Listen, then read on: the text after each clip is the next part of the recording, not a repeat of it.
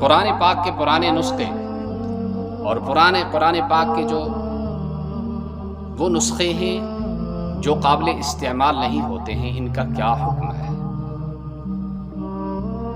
حافظ اشفاق احمد خان ہندوارہ کشمیر سے سوال کر رہے ہیں۔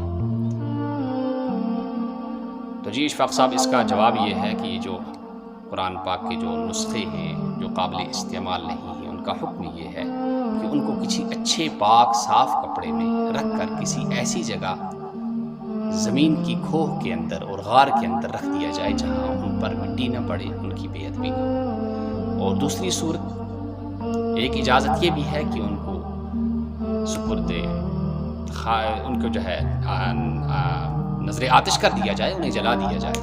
تو ان کو جلانا جو ہے، لیکن یہ جلانا جو ہے اس میں ذرا بے ادبی ہے، اس لیے بہتر یہ نہیں ہے، بہتر وہی صورت تھا۔ اور اگر جلانے ہی میں مجبوری ہو، اس کے بغیر کوئی چارہ نہ ہو، جگہ نہ ہو، تو پھر ان کو پہلے دھونا چاہیے، ان اوراق کو اتنا دھونا چاہیے کہ ان کی جو سیاہی ہے وہ صاف ہو جائے، اس کے بعد ان کو جلانا چاہیے۔ تو سب سے بہتر صورت یہ ہے کہ ایک غار بنا کر اس کے اوپر سے بالکل ایسا اس کا انتظام کیا جائے کہ وہاں مٹی نہ پڑے اور ان کی بے ادبی نہ ہو۔ اس کے بعد پھر جلانے کی بھی اجازت ہے، لیکن دھونے کے بعد، اور اس طرح بھی جلا سکتے ہیں، لیکن بہرحال اس میں بے ادبی ہے۔